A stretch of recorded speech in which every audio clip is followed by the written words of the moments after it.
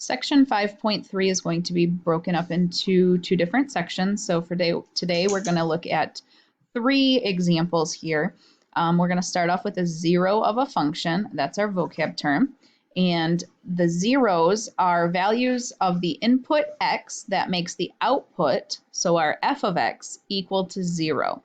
And zeros are also known as the x-intercept. So that's important when we're looking at graphs.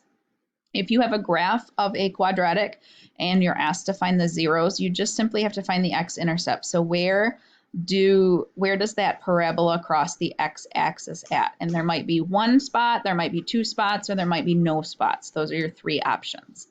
So for example 1, we need to find the zeros of this quadratic function by using a graph and a table. So we can do this 2 different ways. The first way is to graph it on our own here. We have to figure out if it opens up or down. And since the a value in front of the x squared is positive, it's going to open up. And then the y-intercept is the c value, so that would be that last number there, and that's -3. The axis of symmetry, remember, is b over -2a. So b is the constant, or the coefficient, not the constant, the coefficient in front of x. So that would be a 2. And then at the bottom, we have -2 times a. A is in front of x squared, so that would be a 1. So that would simplify down to 2 over -2, which is equal to 1. So the axis of symmetry is -1. Then we have to find the vertex. So what we're going to do with that -1 is plug it in for all of the x's. So we're going to have -1 squared plus 2 times -1 minus 3. Notice I put parentheses around anywhere I plugged in that -1, because especially in the front where we have to square it, that negative sign is important to have it inside of the parentheses. So -1 squared would be a +1. 2 times -1 would be -2, and then we have that -3 at the end. So 1 minus 2 is -1.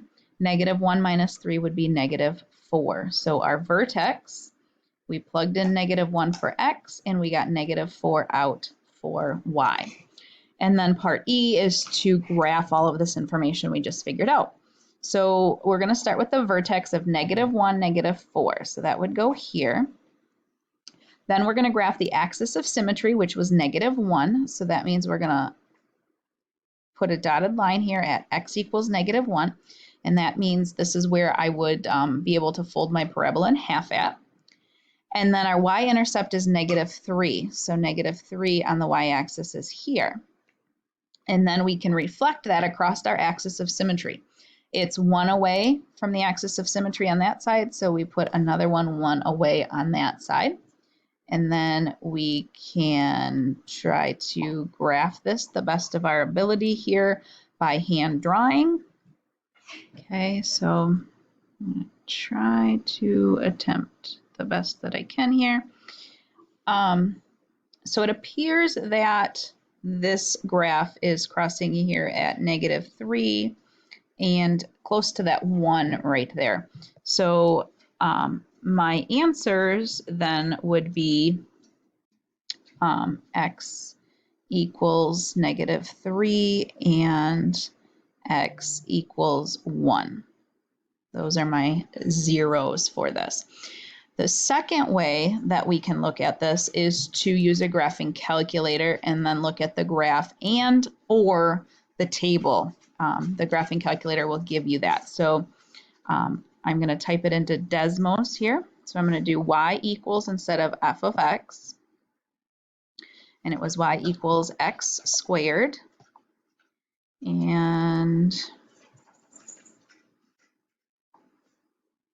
use the caret.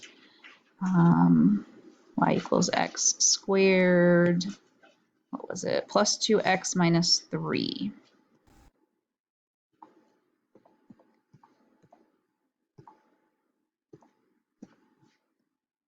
So here is the graph, and if we zoom in, we can see that it definitely crosses at -3 and 1 here on the x-axis. Now, And the other thing that we can do is I clicked the gear shift there, and we can hit table, and we can look for where y is 0 in this table. So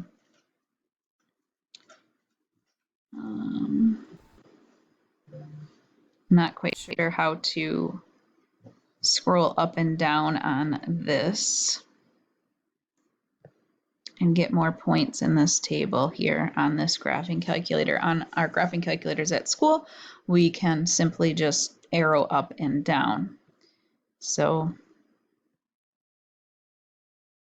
but anyways, we're looking here where the y is 0, x is 1. So it definitely does show us that x is equal to 1 for our 0, and the other one is -3. So that's what we needed, and that's what we got the first time with that method. But obviously looking at the graph is a lot faster when we have a graphing calculator at our fingertips. All right, next up is roots of an equation. And these are the values of the variable that make the equation true. And you can find the roots of some quadratic equations by factoring and then applying the zero product property. The zero product property is, it says that if the product of two quantities equals 0, at least one of the quantities has to be 0. So in other words, when you multiply by 0, you're going to get an answer of 0. In algebra, they're saying if a times b equals 0, then either a has to be 0 or b has to be 0. Or they both could be 0, actually. That would work as well. But something has to be 0 if your answer is 0. That's what the zero product property says. So example 2, we have two parts to it. We have to find the zeros by factoring. So this one does not have an a value, so we're just going to use the guess and check method of what multiplies together to be 12.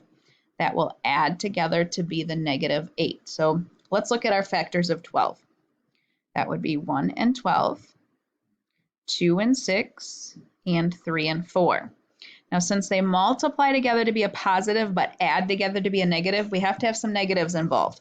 And multiply together to be a positive, they both have to be negative.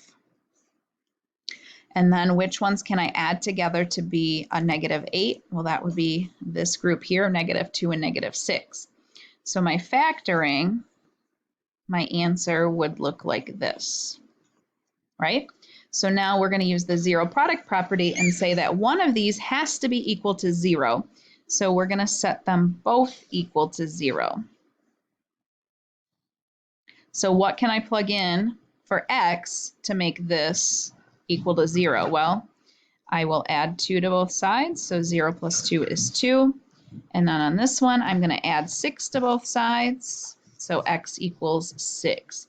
So these are my two zeros of this function. So there's another way to figure out what the zeros are. So we're going to do the same thing for this one, but notice this one has this a value here. So I'm going to look, it's a 3, the other coefficient is a 12, and I could divide both of those by a 3. So I'm going to do that. I'm going to divide everything by a 3, so I'm going to put that out front. That's what I'm factoring out. And then 3 divided by 3 would be 1x squared left, and 12 divided by 3 would be 4x left over. Looking at what is left inside the parentheses, I'm noticing that they both have an x in common as well. So we're going to divide everything. We're going to take 1x away. We're going to divide by x here. So that x is going to join that 3 out front because we're factoring it out. And then x squared is really x times x, and we're taking that x away. So if you think about it, x times x is x squared. We're taking 1 away, so there's 1 left. And then 4x is really 4 times x, and we're taking that x away, so it just has that positive 4 left. So now it's factored completely, and we're going to use that zero product property. So we want to break this up into 2 pieces. So this 3x is one piece, and we want it to equal 0, and then we want the other set of parentheses to be equal to 0 as well. So 3 times what would give us 0? Well, that would have to be 0. And then what plus 4 would give us 0? So that would have to be -4. So my two answers, this has two zeros, and those are 0 and -4. Remember, that's where they cross the x-axis at. Those are the x-intercepts of that graph. All right, now we're going to move into some kind of real life situation here. Any object that is thrown or launched into the air, such as a baseball, basketball, or soccer ball, is a projectile. The general function that approximates the height h in feet of a projectile on Earth after t seconds is given below. So notice in the red, that's the constant due to Earth's gravity, and that is always going to be -16. In the blue, that number is going to be replaced with the initial vertical velocity in feet per second, and then the H, the green, is going to be replaced with the initial height. So if you're standing on a balcony, how high off the ground are you when you throw the ball? That number would go there. So for this example, it says a soccer ball is kicked from ground level with the initial vertical velocity of 32 feet per second. After how many seconds will the ball hit the ground? So the initial vertical velocity is 32. If you look up here, that's the blue part. So we're going to replace that blue with 32. So we're going to have -16t squared plus 32t. And h is the initial height. It didn't say anything about being up high. It says that we're kicking it from ground level. So that is a 0, and we're not going to write that because it's not going to do anything for us. A 0 isn't going to change anything there. So now we have to factor this. And I noticed that the numbers, the coefficients out front, we have 16 and 32. So they both have a 16 in common. I'm also going to take out a -16 because I don't want that first value to be negative. So we're going to factor out, we're going to divide everything by -16. So -16t squared divided by -16 would just leave us with the t squared. And then 32 divided by -16 would leave us with a -2t. And then one more step here, both terms inside the parentheses have a t, so we're going to add a t out here that we factored out. So remember, t squared is t times t, and I factored out 1t, so there is 1 left. And then -2 times t, I'm going to factor out a t, and there's a -2 left. So now I have that factored as far as I can factor it. So I'm going to set them equal to 0. So I have -16t equals 0. And I have t minus 2 equals 0. So -16 times something is 0. So that would have to be 0. And then something minus 2 would give you 0. So that would be 2. 2 minus 2 is going to give you 0. So the question said, after how many seconds will the ball hit the ground? So it started at 0. We got 0 for an answer here. You kicked the ball at 0, and it hit the ground again at 2 seconds. So it is in the air for 2 seconds.